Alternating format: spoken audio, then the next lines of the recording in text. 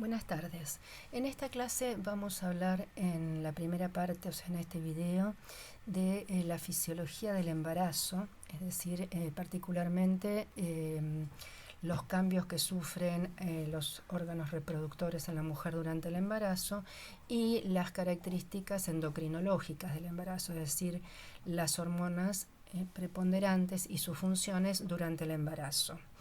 En la clase sincrónica vamos a hablar de las adaptaciones fisiológicas durante el embarazo, es decir, las variaciones que ocurren en todos los sistemas que hemos estudiado, tanto en Fisiología 1 como en Fisiología 2.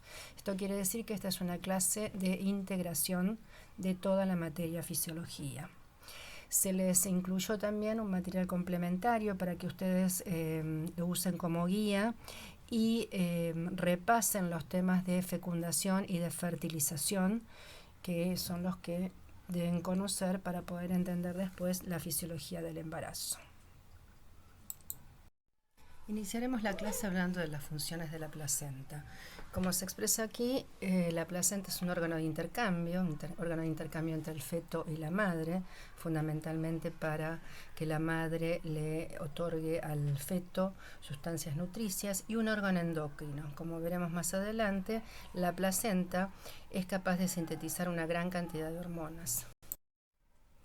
Aquí se mencionan algunas de las sustancias que se intercambian entre el feto y la madre y los mecanismos por los cuales lo hace a través de la placenta, como difusión simple para el tema de los gases, los ácidos grasos libres, el colesterol, la glucosa por difusión facilitada, los aminoácidos y las vitaminas por transporte activo, y la pinocitosis para proteínas, inmunoglobulinas y algunas hormonas. Dentro de los cambios que ocurren a nivel del útero durante el embarazo, aquí tenemos un cuadro comparativo en cuanto al peso y la capacidad del útero en una no embarazada y en una mujer embarazada. Fíjense que hay un cambio notable en cuanto al peso, de 100 gramos a 900 gramos, y lo mismo en cuanto a su capacidad, de 2,5 mililitros pasa a 5.000, entre 5.000 y 7.000 mililitros. Hablaremos ahora de las hormonas producidas por la placenta. La placenta tiene la capacidad de sintetizar hormonas de naturaleza proteica y también hormonas de naturaleza esteroide.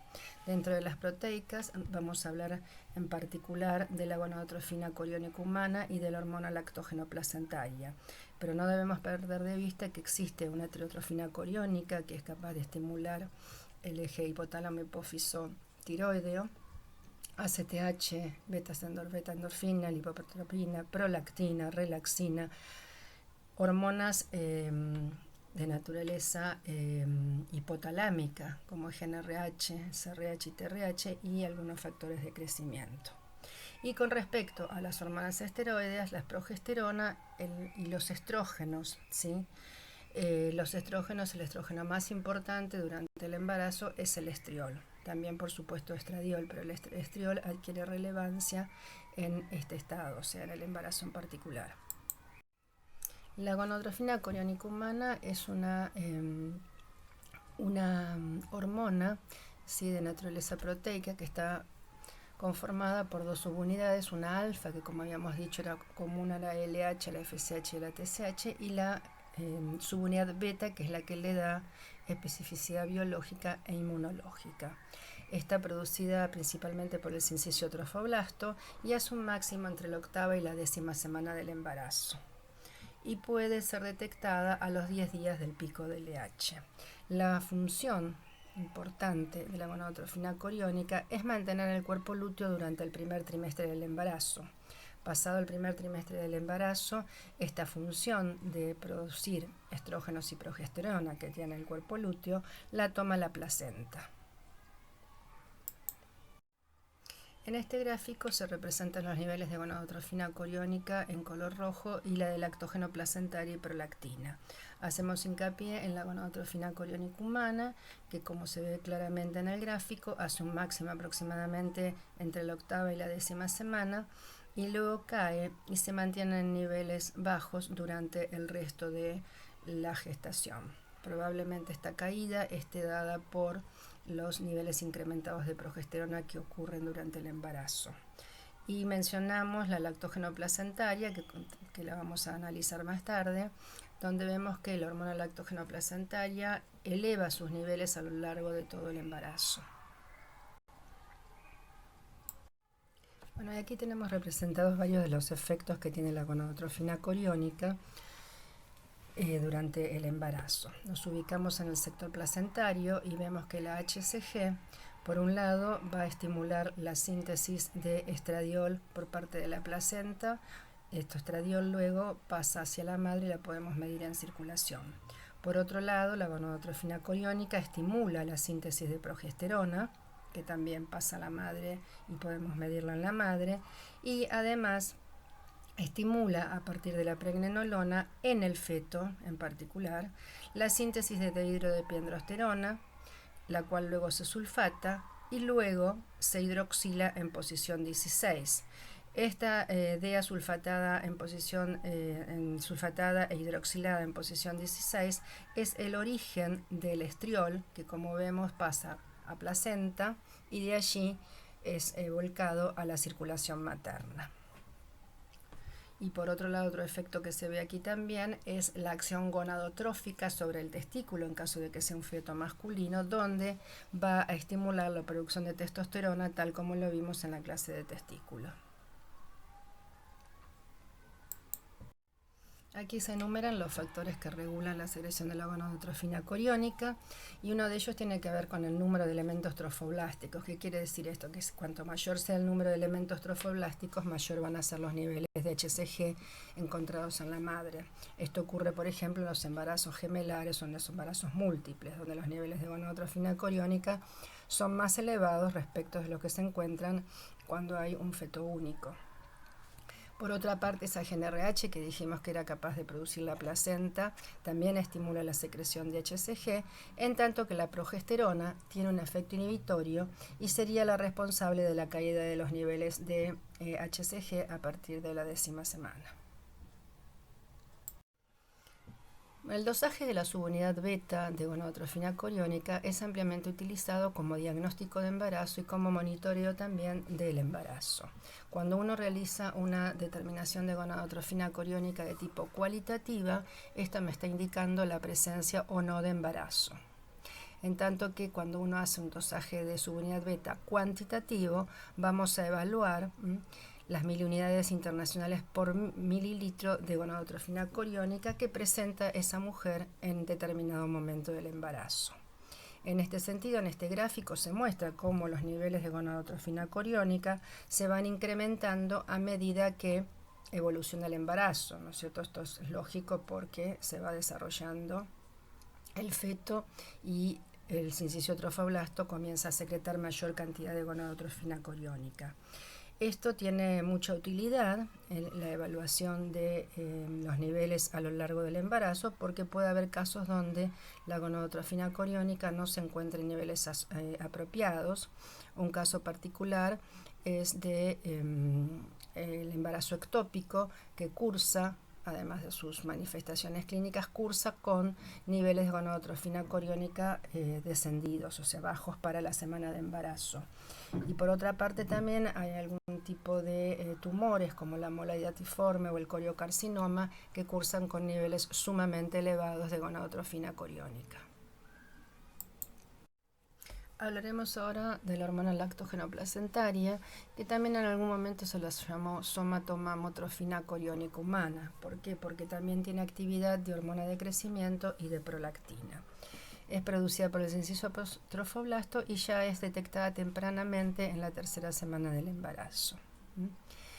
Como dijimos anteriormente, los niveles de HPL o lactógeno placentaria van aumentando progresivamente a lo largo del embarazo, es decir, con el aumento del número de células sinciciales.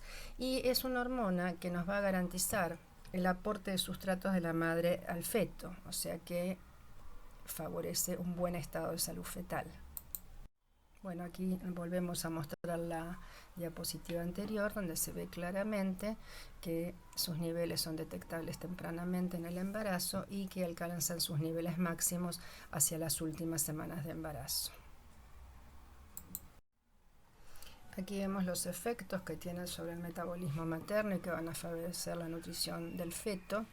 Uno de los efectos es que la hormona lactógeno placentaria, ya veremos más adelante en qué momento, genera insulinoresistencia en la madre, con lo cual esa glucosa es llevada al compartimento fetal, o sea, es aprovechada para el feto, y esto es lo que da a veces lugar al estado diabético asociado al embarazo.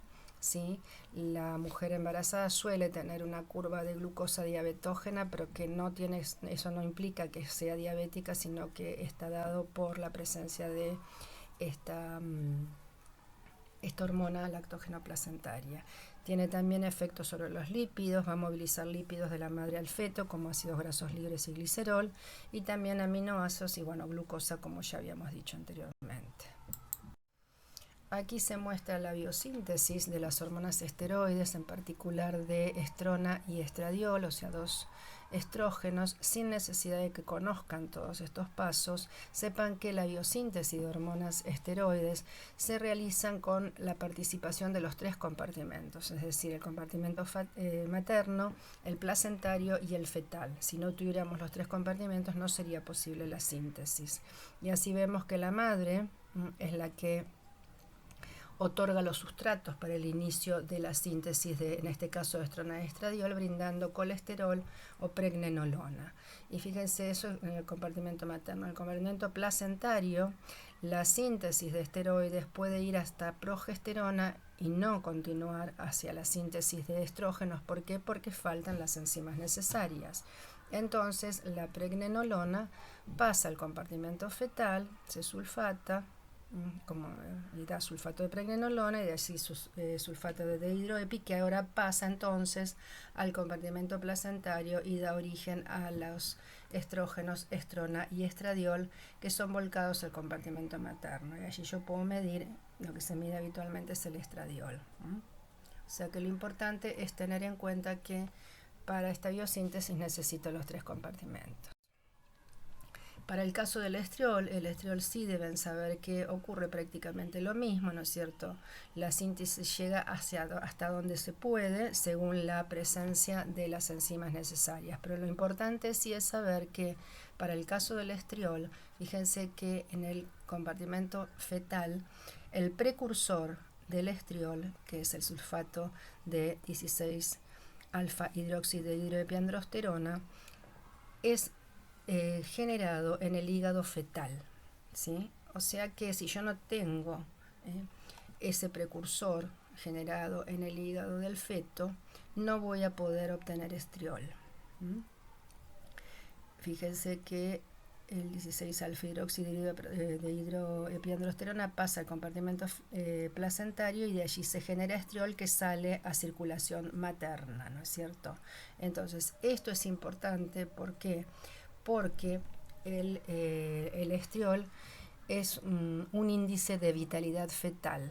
Nos está hablando de que el feto es normal y es capaz de producir el precursor del estriol. Antiguamente el estriol se utilizaba para monitorear embarazos de alto riesgo, sí, era un índice que nos estaba indicando el buen estado de salud del feto. Un embarazo de riesgo es el que se da, por ejemplo, en una mujer diabética, una mujer hipertensa.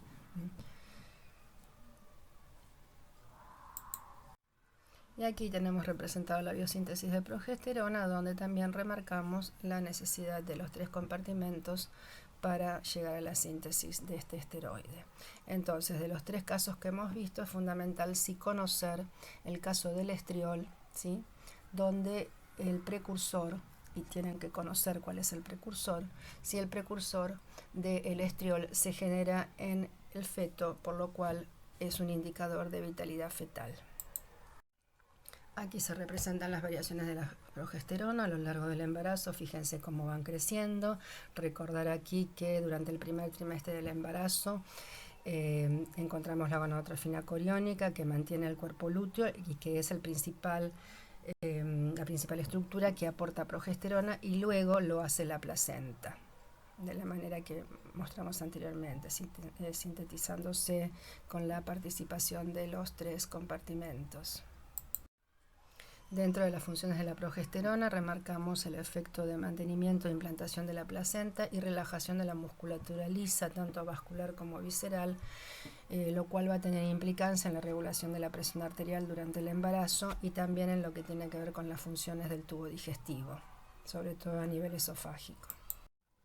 Aquí tenemos otros efectos, algunos ya los vimos cuando estudiamos progesterona en reproductor femenino, pero recordemos que es otro factor que disminuye la sensibilidad de la insulina, aumenta la excreción renal de sodio, estimula el centro del apetito, que es una de las causas por la cual la mujer embarazada tiene una ingesta muchas veces desmedida.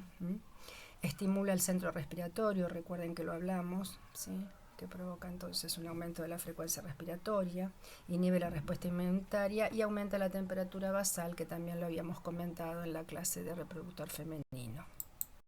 Este último efecto sobre la temperatura basal corporal la tenemos representada en este gráfico. En el gráfico de la izquierda se muestra la variación de la temperatura corporal en una mujer no embarazada, donde habíamos visto que en la fase lútea, sí, por efecto de la progesterona, la temperatura basal se incrementaba. Y en el gráfico de la derecha está representado la variación de temperatura a lo largo del embarazo y bueno, podemos ver claramente que esta temperatura se mantiene elevada a lo largo de todo el embarazo. Bueno, aquí se representan los niveles tanto de estradiol como de estriol. Es notable cómo los niveles de estriol se elevan hacia la finalización del embarazo. También lo hacen de el estradiol, pero lo superan los niveles de estriol. Por eso es el estrógeno propio del embarazo. Aquí se mencionan algunos de los efectos de los estrógenos, que ya los vimos cuando hablamos de reproductor femenino. Incrementan la producción de lipoproteínas, factores de coagulación, proteínas transportadoras, acción mamogénica, que lo vamos a ver en detalle en la última clase. Como dijimos, estimula tanto la síntesis como la secreción de prolactina y regula los receptores de progesterona a nivel del útero.